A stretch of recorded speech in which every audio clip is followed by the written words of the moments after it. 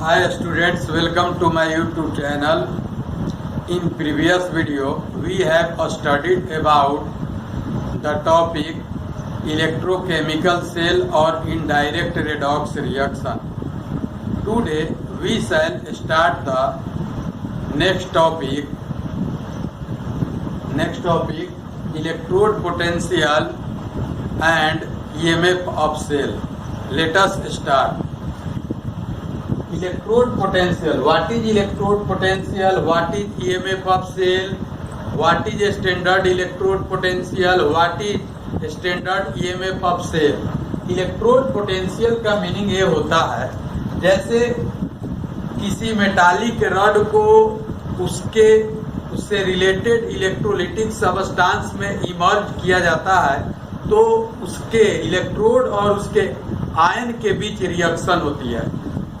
Suppose कीजिए कि जैसे मान लीजिए कि इसमें हमने क्या किया, ZnSO4 लिया है। इस ZnSO4 में हमने क्या किया, जिंक रॉड को इमर्ज कर दिए, डिप्ट कर दिए। तो ये क्या होगा, धीरे धीरे जिंक क्या होगा, इसमें मेल्ट कर जाएगा और किसमें कन्वर्ट हो जाएगा, Zn+2n में। और इधर ये क्या करेगा, इलेक्ट्रॉन को ये रिलीज कर देगा। अगर इस जिंक सल्फेट के बदले अगर कॉपर सल्फेट और इसमें कॉपर लेते हैं, यह किस का रॉड है, Zn रॉड है। अगर इसी प्रकार हम लोग क्या करते हैं, कॉपर सल्फेट CuSO4 है, इसमें कॉपर के रॉड को अगर हम लोग डिप्ट करते हैं, तो ये भी क्या होगा, धीरे धीरे Cu से क्या होगा, डिस्ट्रॉय हो जाएगा, इसका डिग्रेडेशन होगा और Cu+2 आयन में क्या होगा, कन्वर्ट हो जाएगा, तो धीरे धीरे समाप्त हो जाएगा। तो इसको हम लोग कहेंगे, ये भी क्या करेगा, इलेक्ट्रॉन को ये रिलीज करता है। तो इलेक्ट्रोड पोटेंशियल का मीनिंग होता है कि किसी भी मेटालिक रॉड है, वह एटम से का ग्रुप है, उसमें उसके द्वारा लॉस करने का और गेन करने की कैपेसिटी का मेजरमेंट करते हैं। कहता है tendency of an atom to loss और gain of electron is measure in terms of electrode potential. ये जो इलेक्ट्रोड है, इसमें जो एटम है, इस एटम के पास इलेक्ट्रॉन को लॉस और गेन करने की जो टेंडेंसी, जो कैपेसिटी डेवलप होगी, इसका मेजरमेंट जिस रूप में हम लोग करते हैं, उसका नाम देते हैं इलेक्ट्रोड पोटेंशियल नाम देंगे। तो जिंक का रॉड है, यह भी क्या हो रहा है, ऑक्सीडाइज हो रहा है। ये कॉपर का रॉड है, ये भी अपने आयन में बदल जा रहा है, तो ऑक्सीडाइज हो रहा है।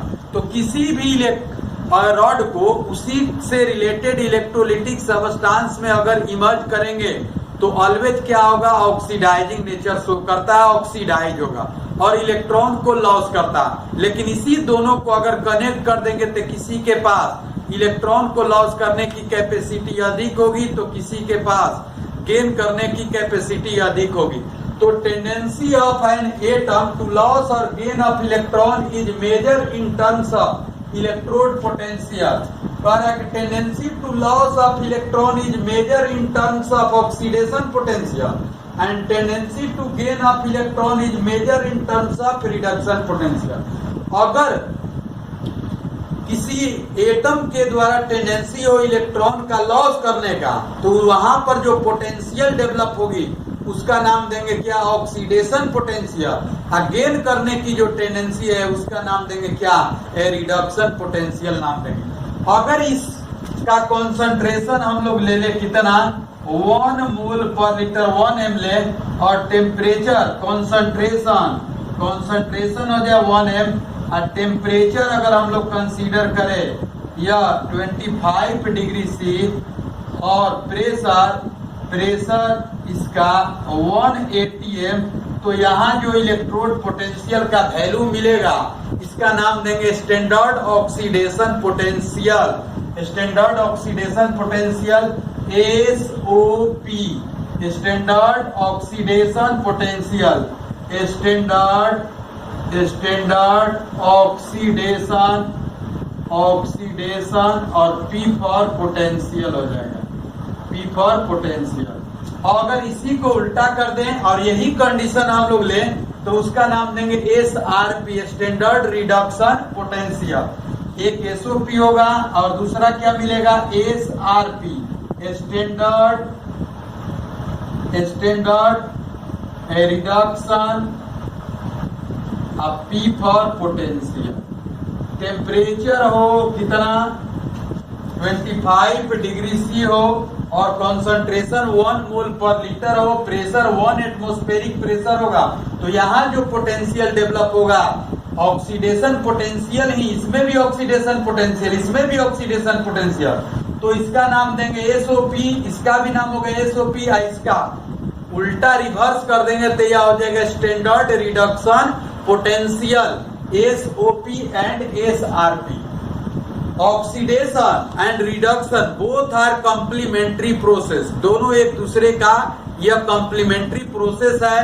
अगर ऑक्सीडेशन हो रहा तो उसमें लॉस हो रहा, अगर उसको रिवर्स कर दे तो वह रिडक्शन हो जाएगा। तो oxidation potential equal to minus reduction potential, reduction potential equal to minus oxidation potential.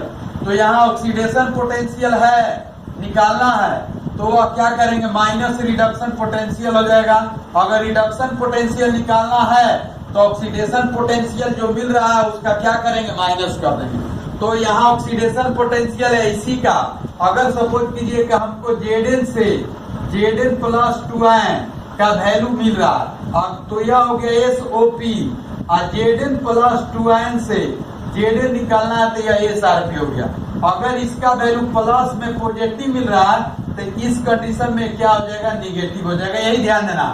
कोई ऑक्सीडेशन पोटेंशियल को रिडक्शन में बदला जा सकता है, रिडक्शन पोटेंशियल को ऑक्सीडेशन पोटेंशियल में कन्वर्ट किया जा सकता है, क्योंकि सभी मेटल के द्वारा अलग अलग इलेक्ट्रॉन को लॉस करने की टेंडेंसी हो सकती है, एक जैसा संभव नहीं है, क्योंकि दो डिफरेंट मेटल का लॉस करने का और गेन करने का जो नेचर है वह क्या होगा डिफरेंट होता है। इसलिए इस कंडीशन में पॉजिटिव वैल्यू मिल रहा है, इस कंडीशन में निगेटिव, अगर इस कंडीशन में निगेटिव है तो इस कंडीशन में क्या हो सकता है पॉजिटिव हो सकता है। तो इस वे में हम लोग क्या करते हैं oxidation potential equal to minus reduction potential निकालते हैं।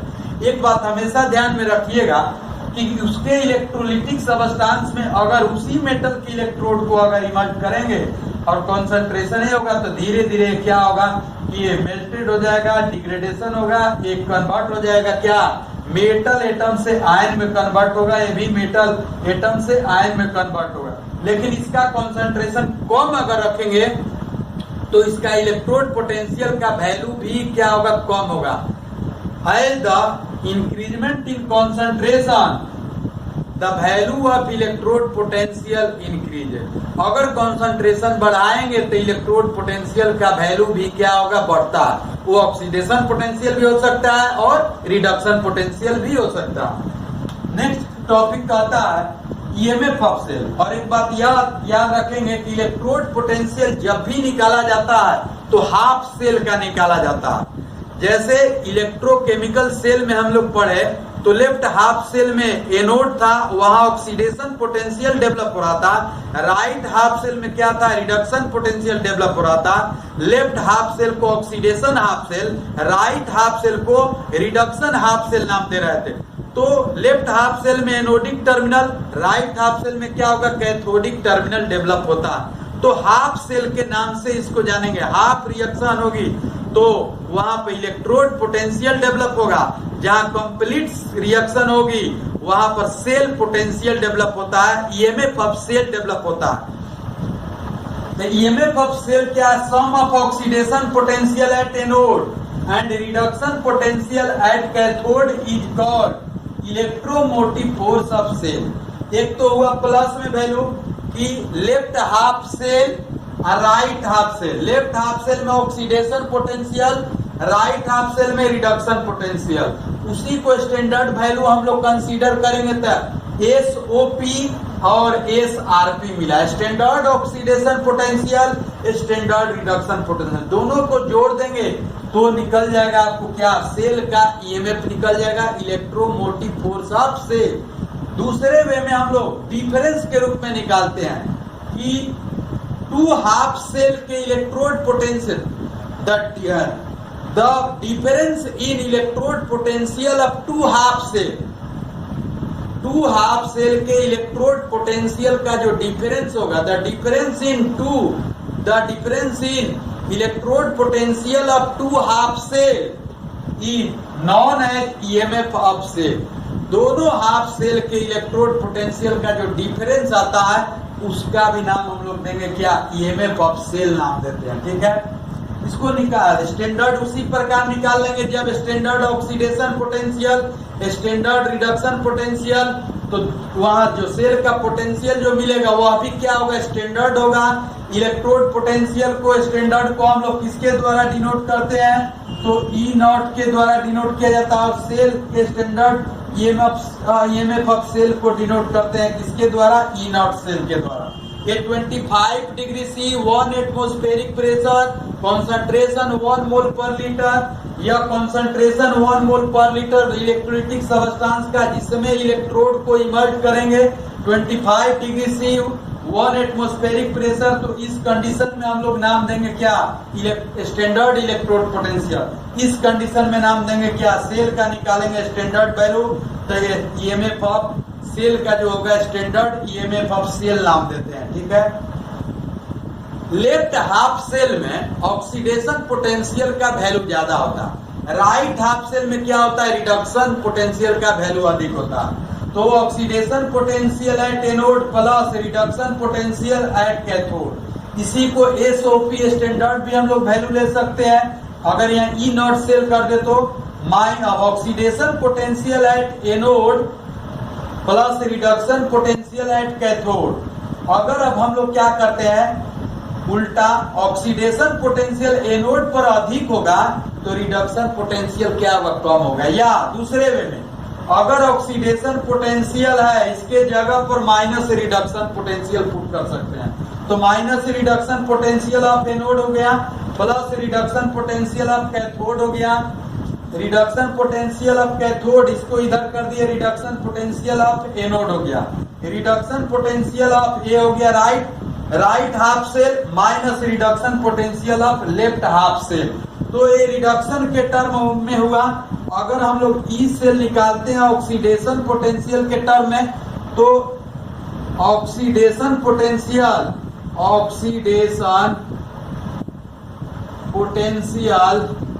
एट कहाँ अधिक होगा, anode minus oxidation potential at cathode. Oxidation potential के टर्म में निकालते हैं तो यहाँ से ऑक्सीडेशन पोटेंशियल एनोड पर अधिक होगा, उसमें से ऑक्सीडेशन पोटेंशियल कैथोड पर कम होता है, उसको सब्ट्रैक्ट करेंगे तो यहाँ से निकल जाएगा। तो डिफरेंस के रूप में भी हम लोग निकाल सकते हैं और ऐड के सम के फॉर्म में भी हम लोग ईएमएफ ऑफ सेल को कैलकुलेट कर सकते हैं। तो ये है स्टैंडर्ड ईएमएफ ऑफ सेल। अगर वैल्यू लिखना होगा तो हम लोग लिख सकते हैं स्टैंडर्ड ईएमएफ ऑफ सेल के लिए फॉर्मूला जो होगा इसके लिए हम लोग लिख सकते हैं ई नॉट सेल इक्वल टू लिख सकते हैं SOP plus SRP, standard oxidation potential plus standard reduction potential. इस दोनों वैल्यू को सम के रूप में ऐसे निकाल सकते हैं, डिफरेंस के रूप में ऐसे निकाल सकते हैं। EMF of cell never be equal to zero, कभी भी किसी भी सेल का ईएमएफ का वैल्यू जीरो नहीं होता, क्योंकि किसी भी इलेक्ट्रिकल एप्लायंसेस के ऑपरेट होने से इसका कोई रिलेशन नहीं है कि वह इलेक्ट्रिक अप्लायंस जो ऑपरेट हो रहा है या नहीं हो रहा। जैसे कोई सेल जो डेड हो गया है, निको एवरेडी का जनरली जो टॉर्च वाला होता है 1.5 वोल्ट का होता है, वो डेड हो गया, उसको फेंक दीजिएगा, लेकिन पूछा जाएगा कि उसका इलेक्ट्रोड पोटेंशियल क्या होगा, तो आप प्लस में कह सकते हैं 1.5 वोल्ट कहेंगे ऑक्सीडेशन पोटेंशियल, माइनस में कहेंगे रिडक्शन पोटेंशियल माइनस 1.5 वोल्ट। तो उसका ईएमएफ ऑफ सेल जो होगा मैक्सिमम वोल्टेज होता है और इसका मेजरमेंट हम लोग पोटेंशियोमीटर के द्वारा करते हैं, जबकि पोटेंशियल डिफरेंस जो होगा वो इलेक्ट्रिक अप्लायंस के ऑपरेट होने से उसका रिलेशन है।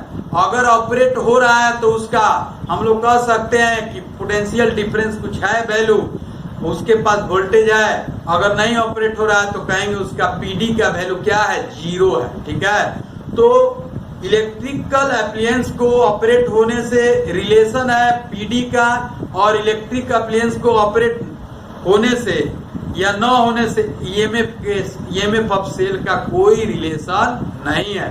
तो EMF of cell maximum voltage होता है और पोटेंशियल डिफरेंस का वैल्यू जो होगा जब भी होगा तो ईएमएफ ऑफ सेल से ऑलवेज क्या होता है, लेस देन होगा।